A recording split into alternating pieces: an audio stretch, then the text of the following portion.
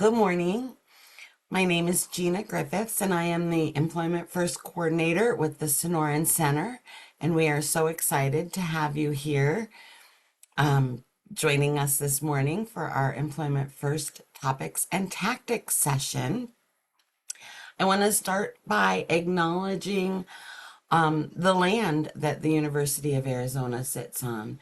We acknowledge that we sit on the land and territories of indigenous peoples.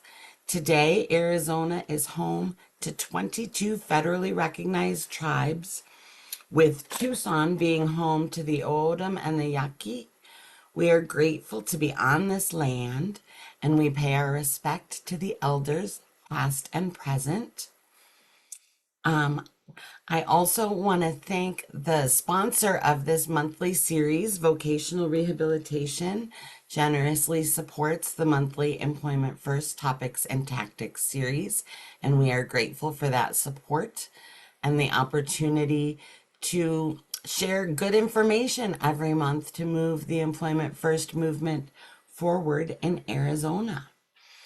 We're going to be popping a link in the chat that can help you register for future sessions. So we have a lot of great topics planned for the upcoming year.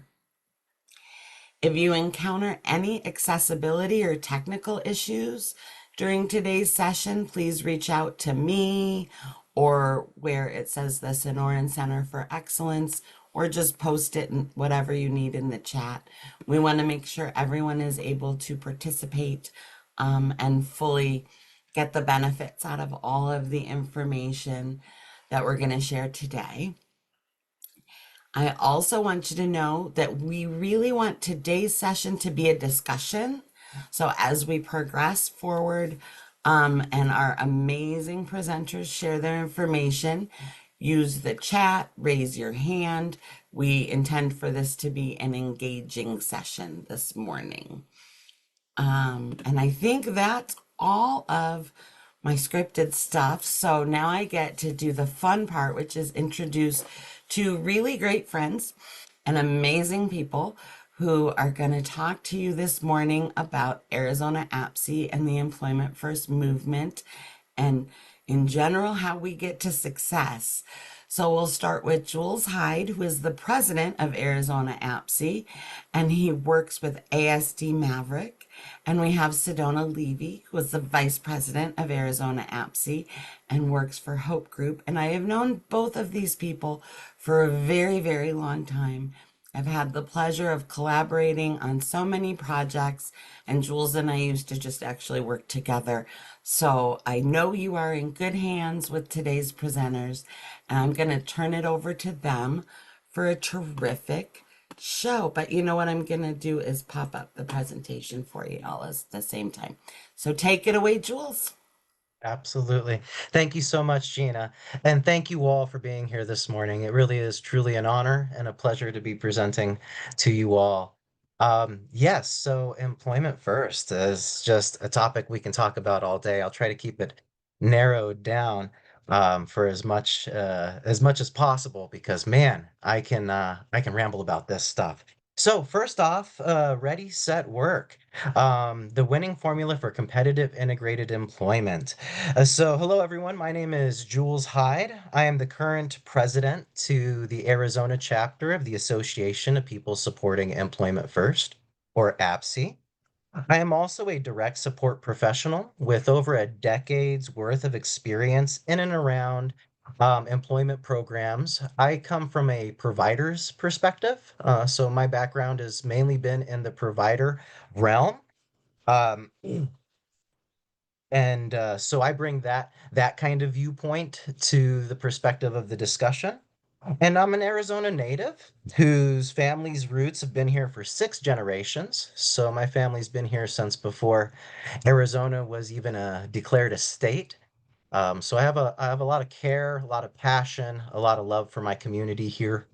Um, I am a white male. Well, I'm not wearing my glasses right now, so I don't have my glasses. I have a yellow plaid shirt on and dark, short, cropped hair. And I'll let Sedona introduce herself as well. Thanks, Jules. Hi, everyone. My name's Sedona Levy. I am the Employment Services Field Supervisor over at Hope Group and also the Vice President of Arizona APSE. I am so happy to be here today. I am a white woman. I have brown hair that is pulled back in a clip, and I have green glasses on. I too come from a provider perspective, just like Jules.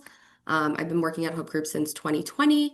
And yeah, I'm really excited to be here today as well. Absolutely. So, Gina, we can go ahead and forward to the next slide, which is just a transition over to advancing employment first. All right. So, Arizona chapter of APSE was founded in 2017. In that time, APSE has collaborated with many of the state's stakeholders in improving employment services around the state. We are a board of volunteers, each from different backgrounds, all a key part of the employment team. On our board, we have self-advocates, we have providers, representatives of VR and DDD, as well as educators. Sedona, I'll pass it over to you.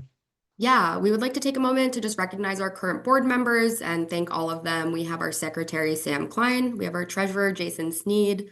We have Mile Sandine, Lindsay Eaton, Tana Treetop, Natasha Grant Holmberg, Kelly Thomas, Fiona Donahoe, and Monica Amaya. And I know some of you are here today, so thank you all for being here. All right, and we can go to the next slide, Gina. Awesome. A little bit about APSE's mission and impact. So, our mission is really simple. It is to expand inclusive employment opportunities for all people with disabilities through education, advocacy, and legislative action. The Arizona chapter was developed in 2017, and we were declared an employment first state that year as well, though there have not been formal policies or laws passed. We believe that everyone can work, even those with the most significant of disabilities. We believe that employment in the general workforce is the preferred outcome over center-based employment or anywhere that promotes sub-minimum wage. APSE recognizes the importance in advocating for legislation to eliminate sub-minimum wage as well.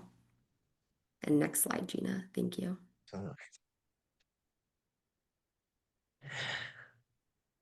Employment first.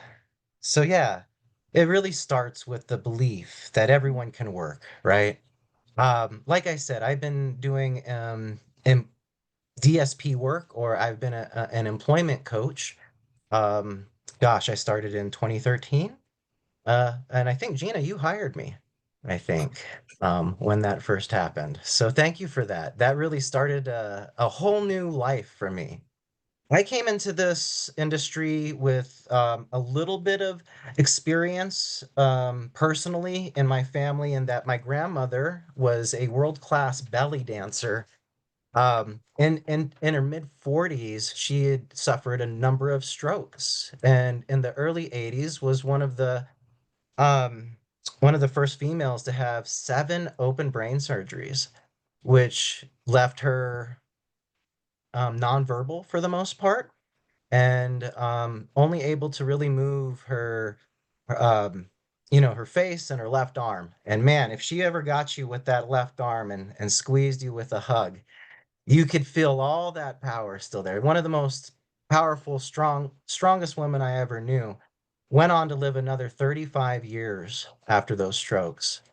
And I knew that there was a whole person in there, right? And that my grandmother was still there, and that she was still dancing beautifully in the way that she did, but only, in her head. And so that gave me, I guess, a unique perspective when I came into this industry, because I automatically looked at everybody as, well, people, right? And so I came in believing really that everyone can work. Everyone has a purpose. And employment first starts with that. I'll go ahead and be very transparent and admit, early on in my career, when I first heard about employment first, I thought, no, not everybody can work. There's certain instances where maybe that's not true.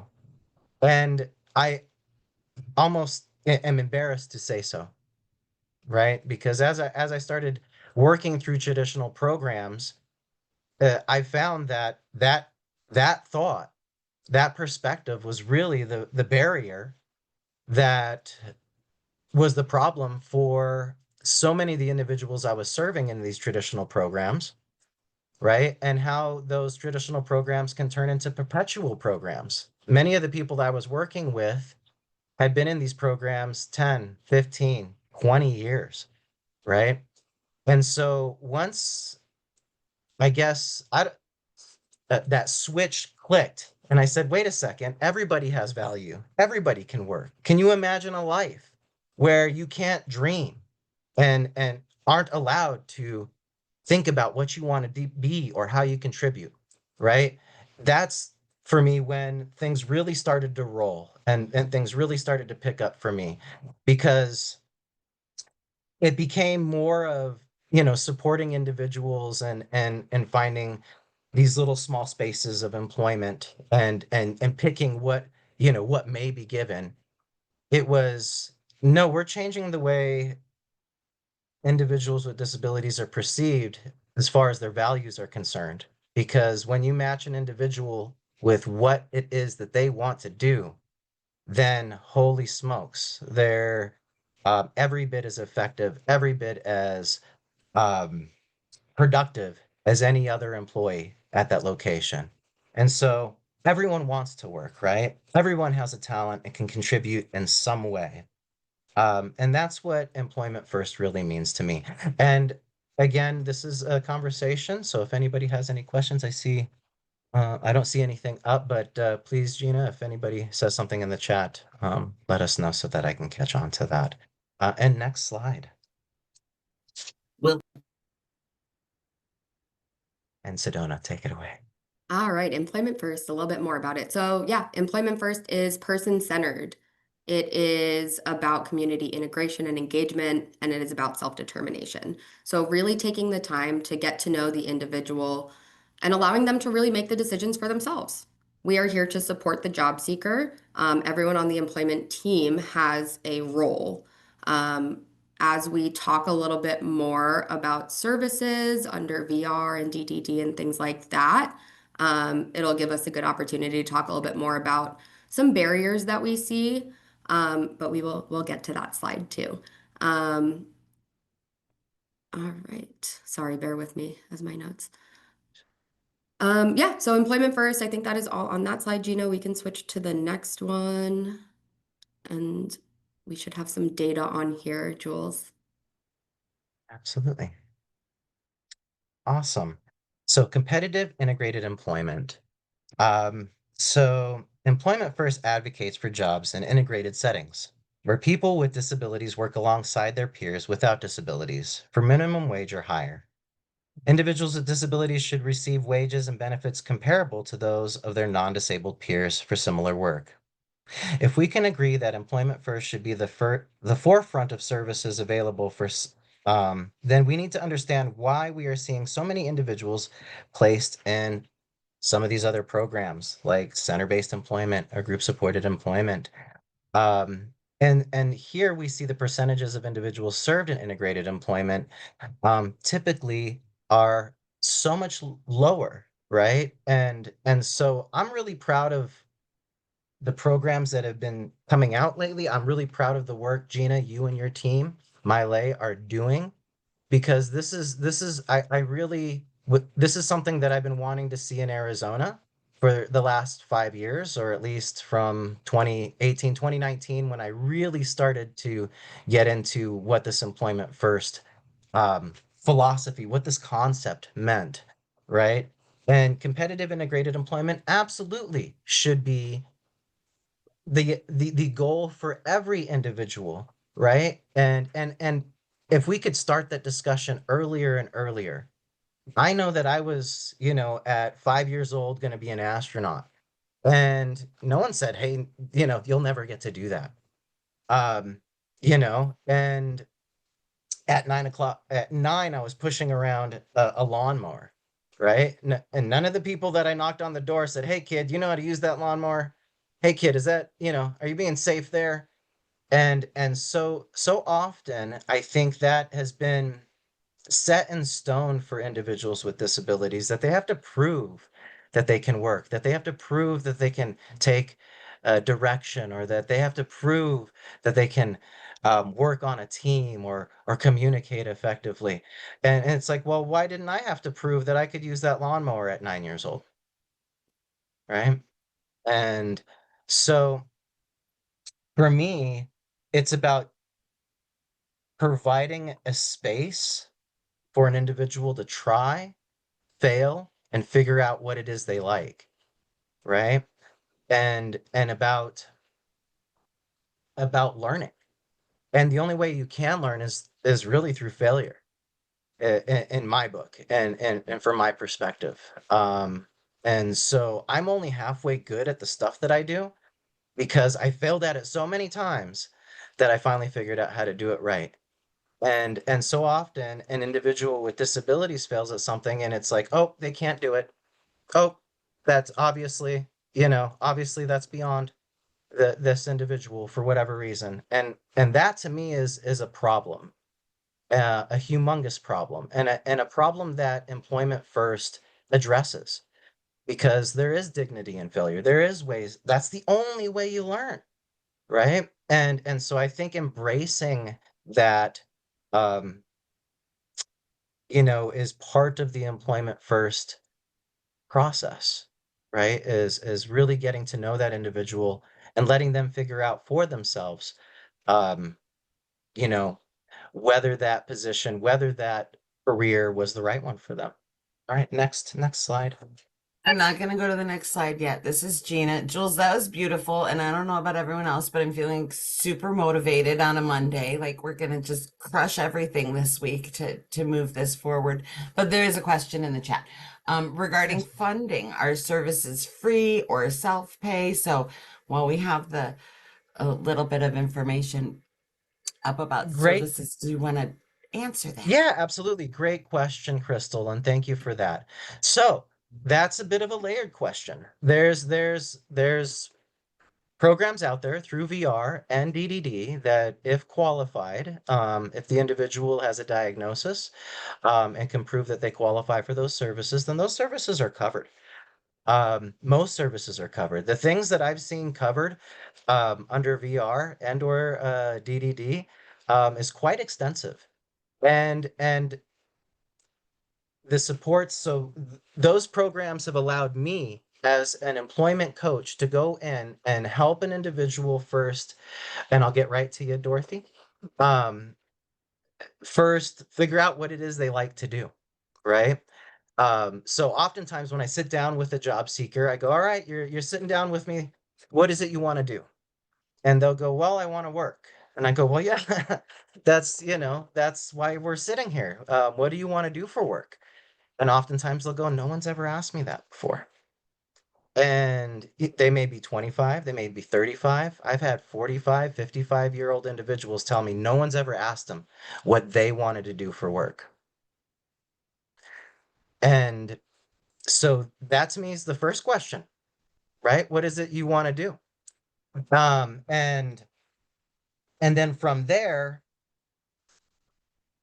if they're engaged, when they're engaged with VR or DDD, that those services are covered, to answer your question, Crystal. So many of the services are, I guess I don't like to say free, but are covered, right? So the state will pay um, for these services when you go through the process of applying for those services. Um, and so there, on top of the services that are covered, there's extra services like reasonable accommodations, technology services.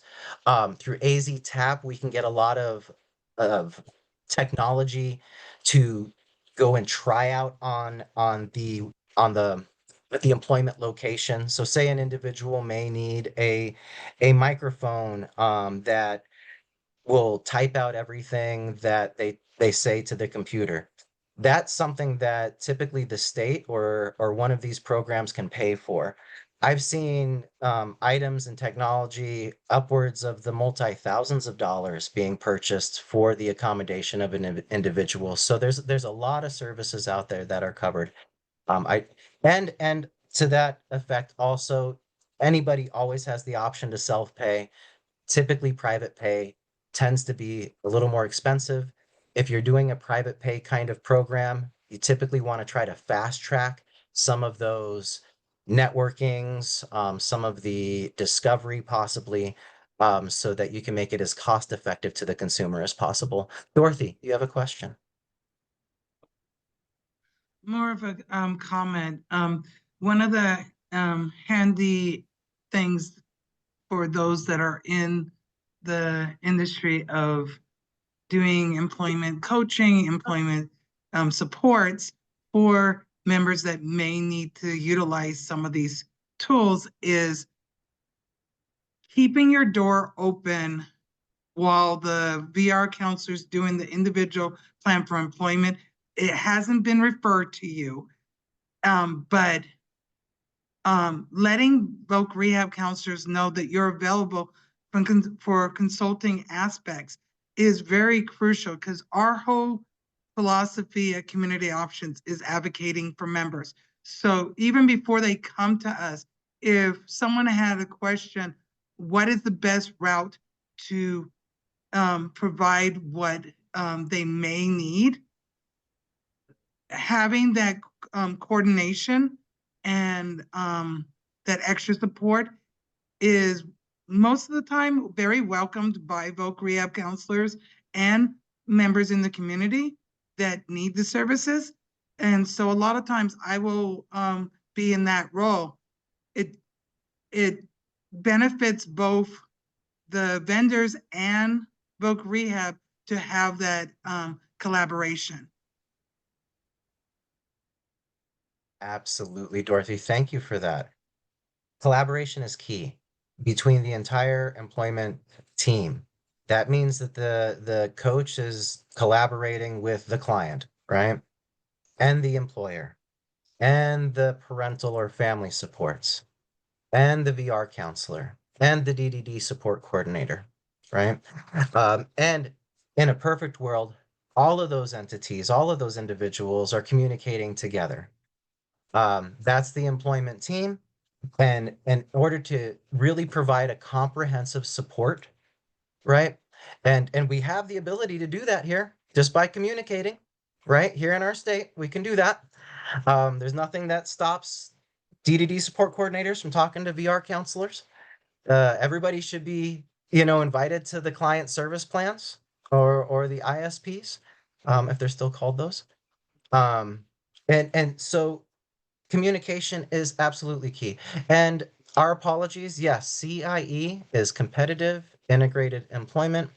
Probably should have wrote that out there. Thank you, Miley, for putting that in the chat. I really appreciate that. But yeah, great point, Dorothy. Communication absolutely is key. And it's about having also like the hard discussions, right? Oftentimes I'll go to a location and I'll ask the employer, how is so and so doing? Oh, they're doing great. Okay, great. Go back 2 days later, they're gonna get fired because they take an extra 10 minutes on their break every day. Well, why didn't we talk about that 2 days ago when you said everything was great? Right? So oftentimes I find that employment is great, also until it's not, just like everybody else, right? And it's important to be communicating on the things you see. So I often try to pinpoint those things as a coach. Hey, we had a great day, but I saw an opportunity for there to be a challenge here. I saw an opportunity for there to be a perception of low productivity here. And I want to bring that up because I want to get ahead of that, right? And so I think it's very important to collaborate, communicate. It's absolutely the what pushes forward those supports and makes those supports quality, right? So if we can, I think we can. Douglas, there's another question. Are there any public employers on this call?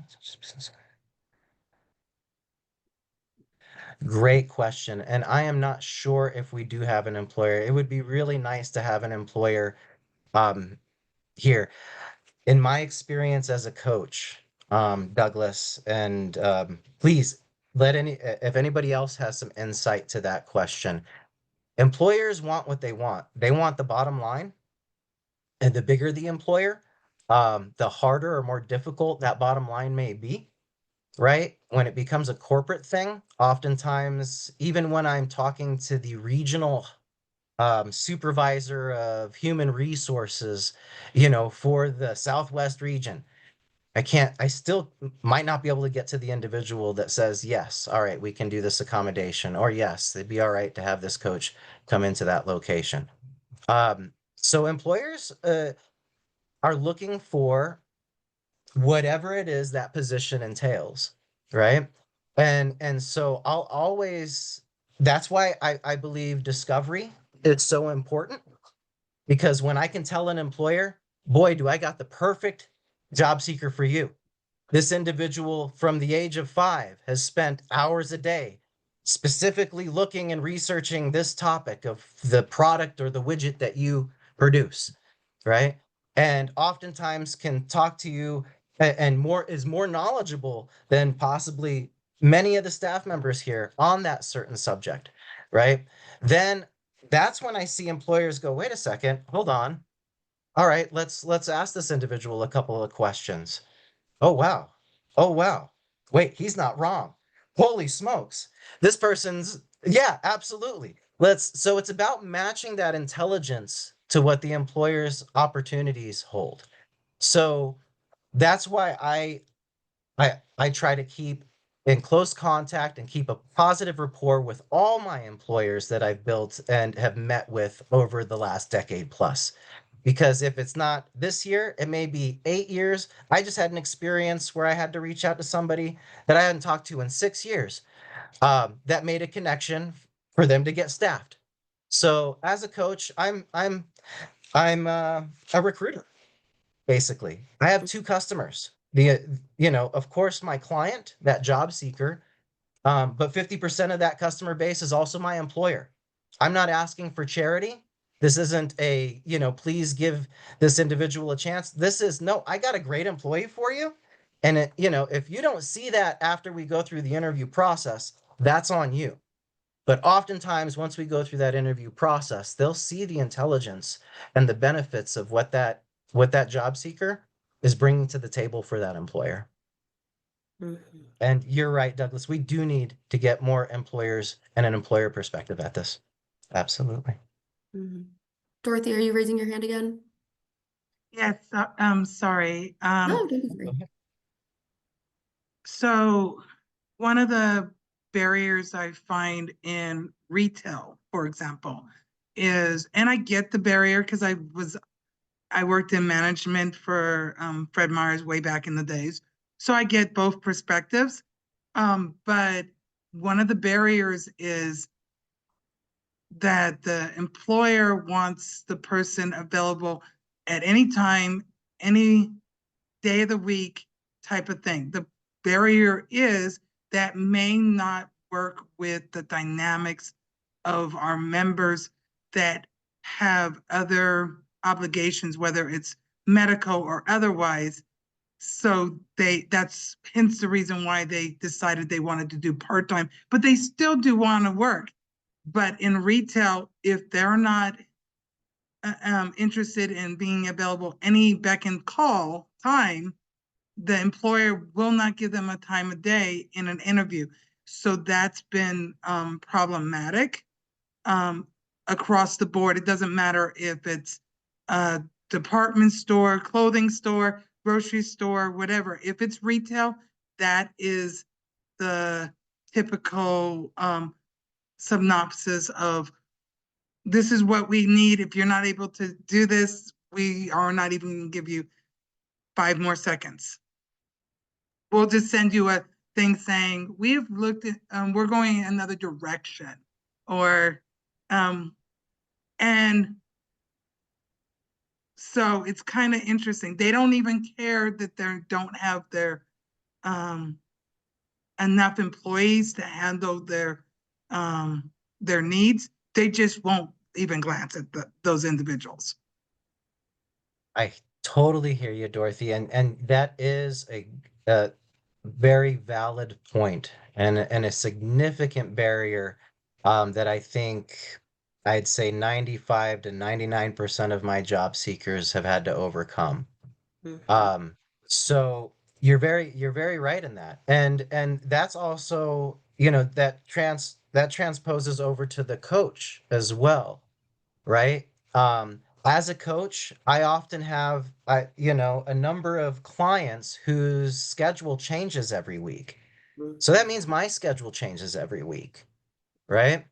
And so that's also one of the challenges that I think comes out of running a competitive integrated employment program, right? Is that your coaches are going to have a different schedule as well. I worked so hard. I went through school.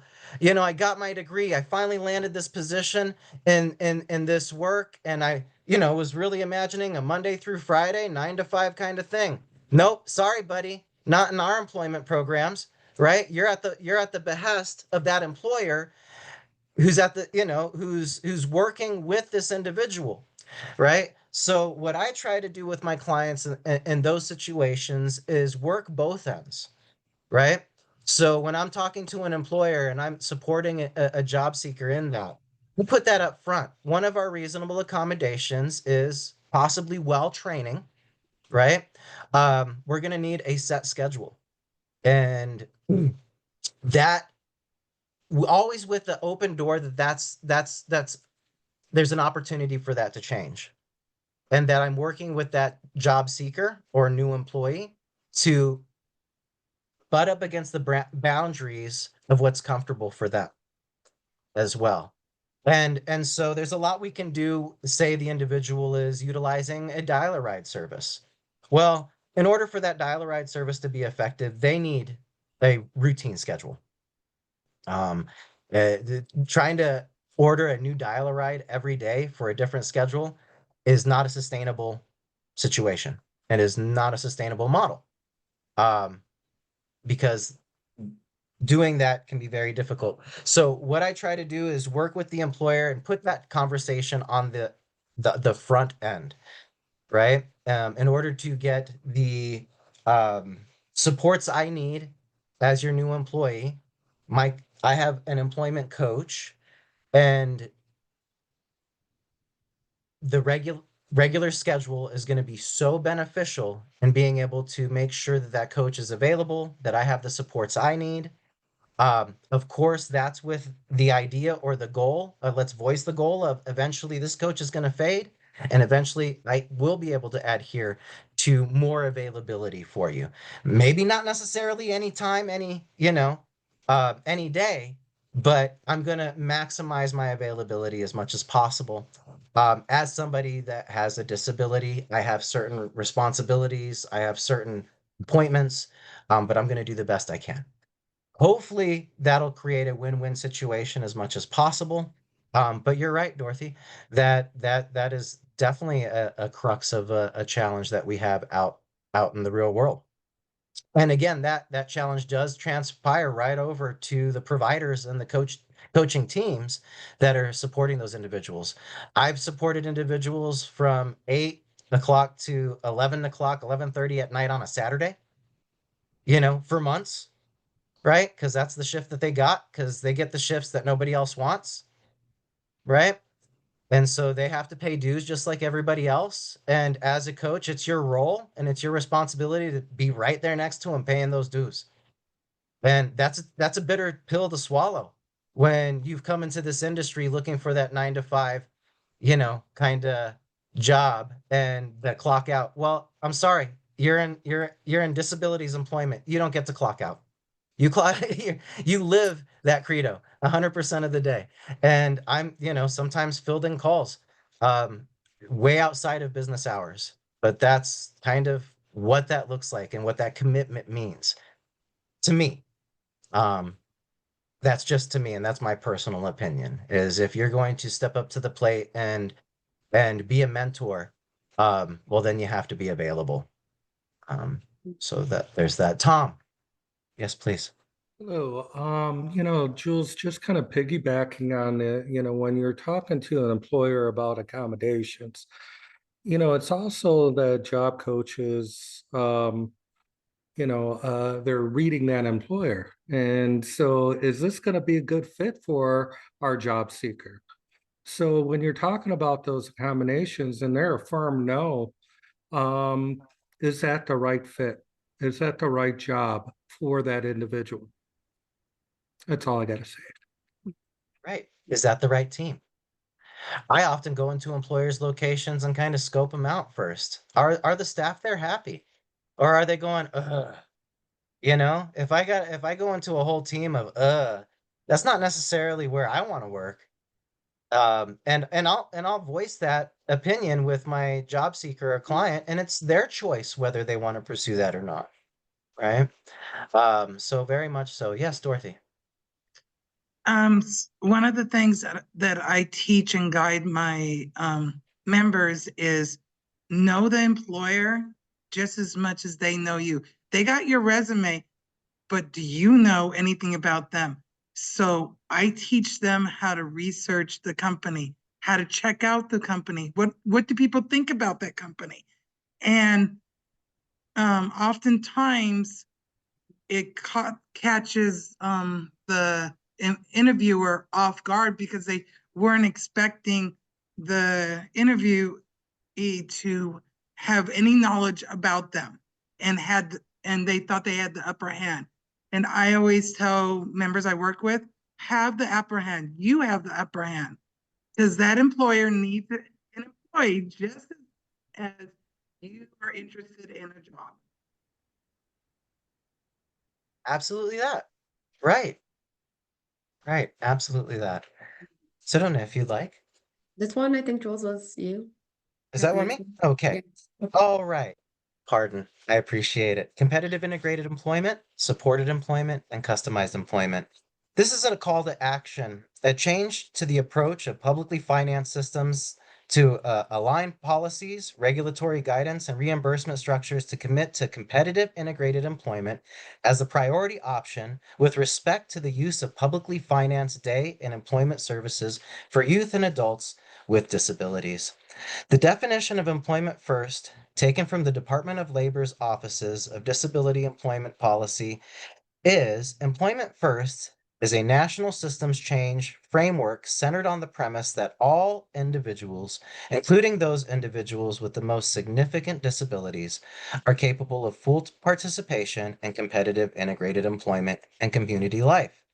Under this approach, publicly financed systems are urged to align policies, regulatory guidance, and reimbursement structures to commit to competitive integrated employment as a priority option with respect to the use of publicly financed day and employment services for youths and adults with disabilities.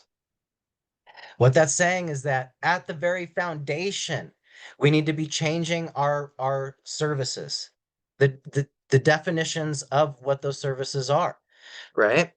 So it's a systems framework change.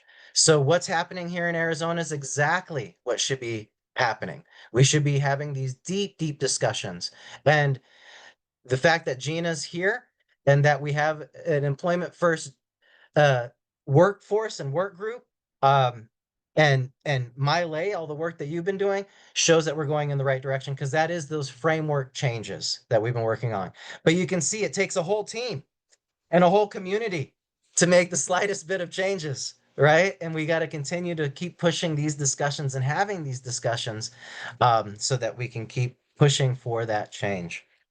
So competitive integrated employment is just that. Employment in the community that a person is getting paid a competitive wage.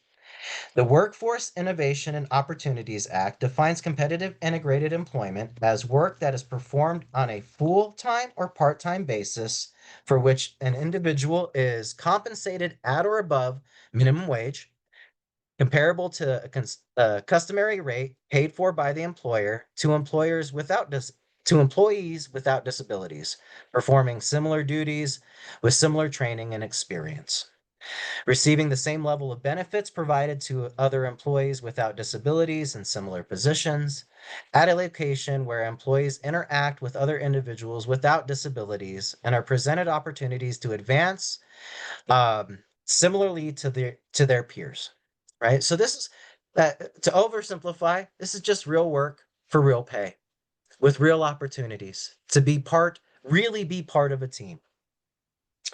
Um, so I just wanted to, I guess, talk about, the little bit of the differences in competitive integrated employment, supported employment, and customized employment. Supported employment means competitive integrated employment, including customized employment or employment in an integrated work setting in which an individual with disabilities, even the most significant disabilities, is working on a short-term basis towards competitive integrated employment.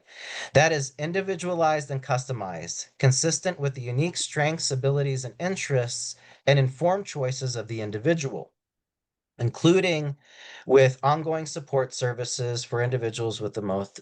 So supported employment is, in a lot of ways, job carving could be considered supported employment. Having a coach there with that individual is considered supported employment. You do supported employment to become independent in competitive integrated employment. So it's a very subtle difference, but there is a difference there. And customized employment, per the Department of Labor, is a process for achieving competitive integrated employment or self-employment through a relationship between employee and employer that is personalized to meet the needs of both. It is a universal strategy that benefits many people, including people with disabilities who might not have found success through other employment strategies. Customized employment was included in 2014 as a Title IV of the Workforce Innovation and Opportunity Act as a strategy under the definition of supported employment. So, customized employment, I guess more specifically, is really job carving, right? Is creating a position that benefits that employer, meets the needs of that employer, while utilizing the skills, talents of that employee who has disabilities. Next slide, please. All righty. Next topic is identifying barriers and ongoing action. So we've been talking a lot about competitive and integrated employment. We can touch a little bit on what CBE is, or center-based employment.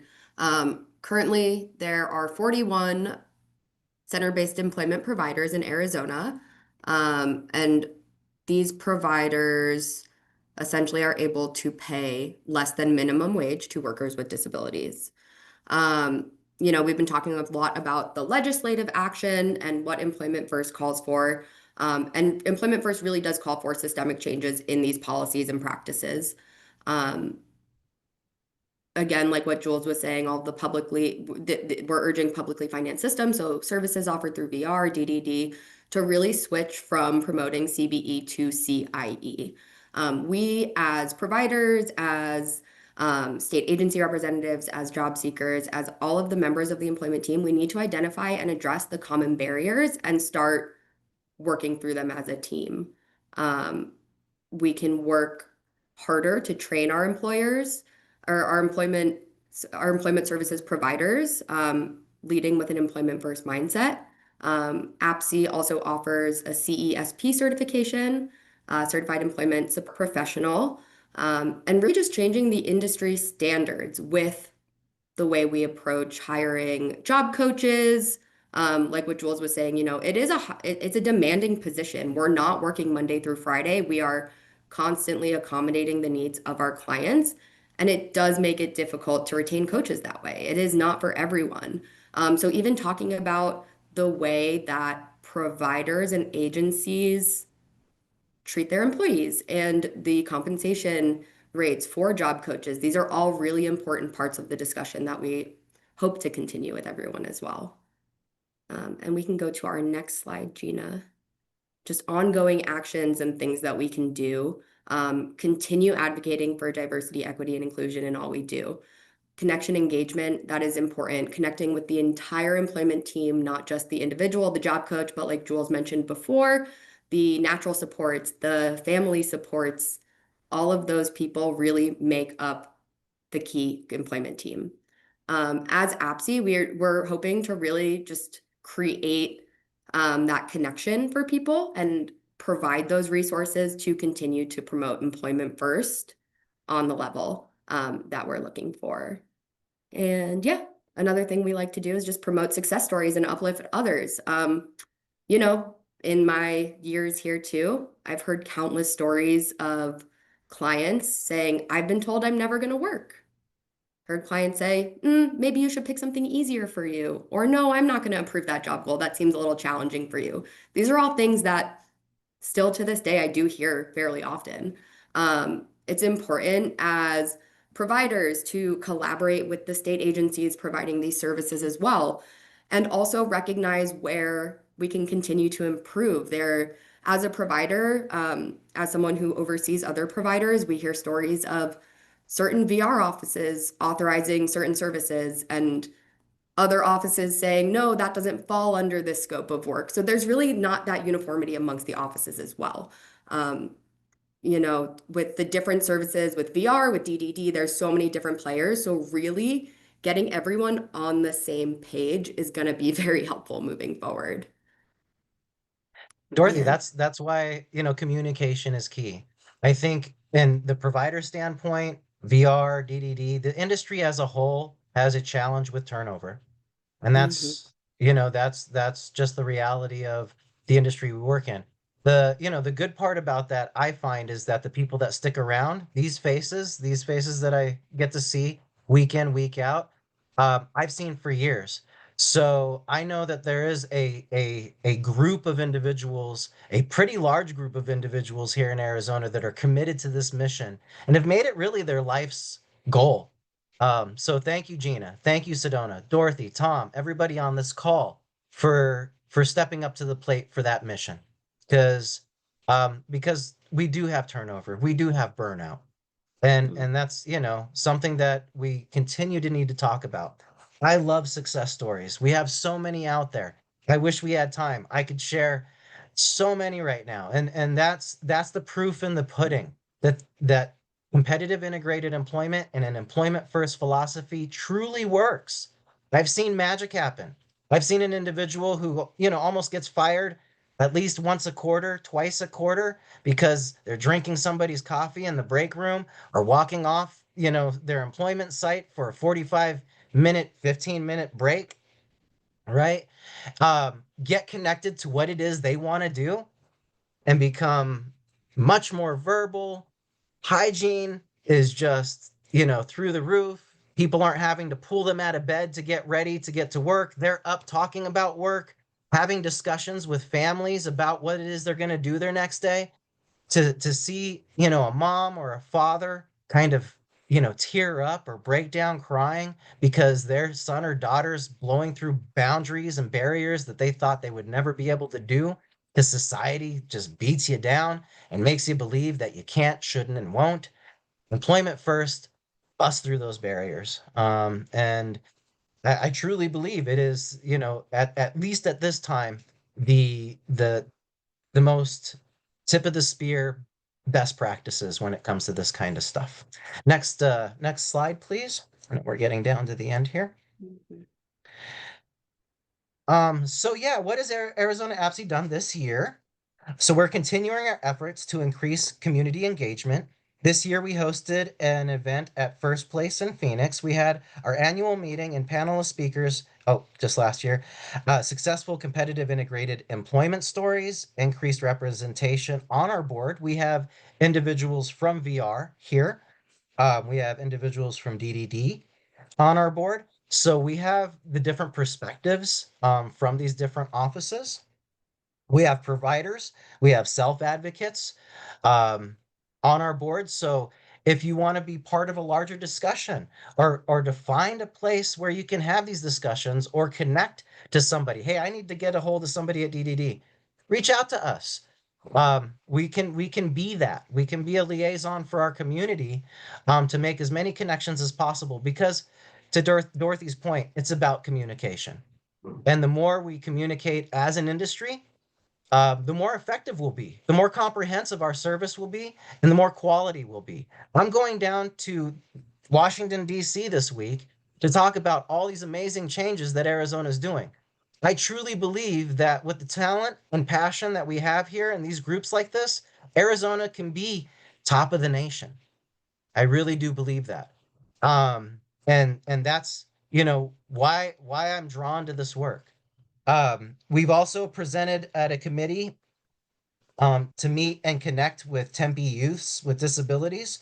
So we're working with Tempe City Council members and the mayor of Tempe to help increase their connecting their youths and job seekers to providers and programs and employers who will connect them to an open opportunity or give them an opportunity for a job. And we also supported direct employment service professionals. Supported Arizona Direct Employment Service Professional or DESP survey led by the Arizona Developmental Disabilities Planning Council, our friends over at the ADDPC. Michael Leva and myself will be presenting on that at the upcoming Washington, D.C. Um, national convention. So on a national platform, we get to discuss all these changes that we're making. And for APSE to be part of that discussion is humbling and nothing but an honor. Next slide, please. Gina. Yeah, and All this is our right. Employment First pledge. This is something that was circulating a few months ago, but we are going to encourage everyone to take a look at this again. Continue to prioritize employment first in services we provide and in everything we do. And we can move to our next slide to wrap up before we answer any questions. So yeah, if you need any more information, please feel free to check out APSE's website, azapse.org. That is for Arizona chapter. And my contact information and Jules's contact information is there as well. Please reach out to us if you have any questions. We would love to help connect anyone, provide any additional resources, anything you all may need. And Yes, next Damon. slide. Yep. We can send you the slides as well on the question. Yeah. All And we would right. love for you guys to join us. Consider joining Arizona APSE. We meet, how often do we meet? Quarterly on our board? Yes, quarterly. Yes. Yes, we meet quarterly. Absolutely. And then I also hold an open office hour every other week. I believe it'll be next week. This week I have off for travel, but always open to engaging with the community. If there's anything we talked about here, or if you'd like to share a success story that you've personally had as a self-advocate, or if you're a provider, or if you're one of a DDD office or a VR counselor and you know of a success story that you'd like to share, please reach out to us. We're trying to gain as many of those as possible so that we can show that this work really does work. Thank you, everybody. Thank you.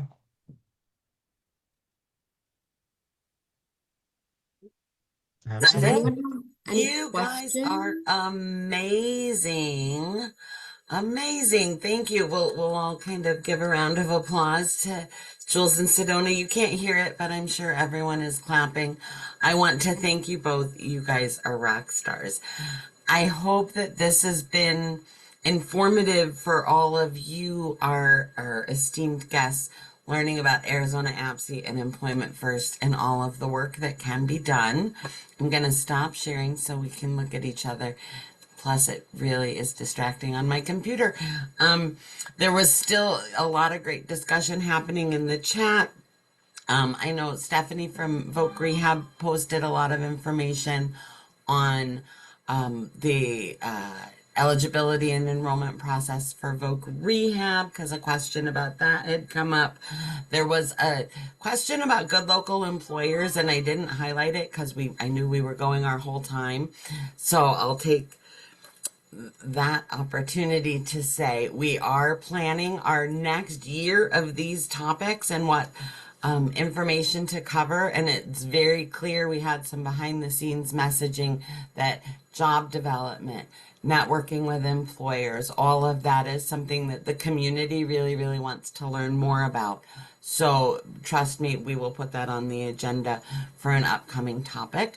I also want to share that our July session, not to self-promote, but I'm going to self-promote, will be myself and Jessica Winchester, Jessica Waif, our Employment First project manager here at the Sonoran Center. As Jules mentioned, it's been more than a decade of work in Arizona for us to be to this point where we have an employment first team working to get employment first really, really embedded into the services and supports in Arizona. We want everyone to embrace this philosophy and use it as their guiding principle in all work in disabilities. It's not just about employment, it's about everything we do as we support individuals with disabilities to community inclusion.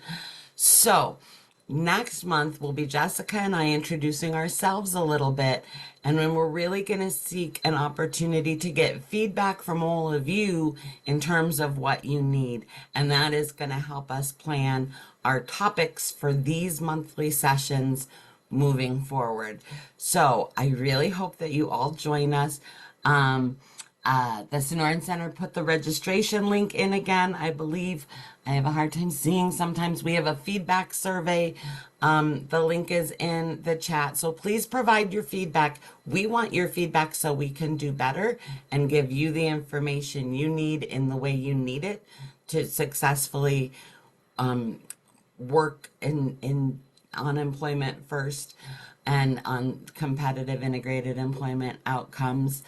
Sure, I'll just mention that right now we are in the process of doing a customized employment pilot. Some people know about it, but also some people don't. We're into actually the first year of it, where we're really wanting to make sure, because we talk about all these things, but we want to make sure that what we're wanting to do, develop relationships with employers, making sure we're finding a job that matches what the person needs and the employer's needs, that there's a service to go along with that, and that it supports what we're teaching and what really gives jobs for people with the most significant disabilities. I also want to share that on the AZ Employment First website, which was we post all the like handouts and slides at the in the Employment First topics and tactics section. So Damien, when you're asking for the slides, we'll be posting them up on the website. And if you've missed other things, the employer engagement panel, that's there's slides from that too. So you guys can go back and look at other things. Excellent. Thank you all. And we are at time. So what great timing. Thank you for being here. Have an awesome week. Do good things.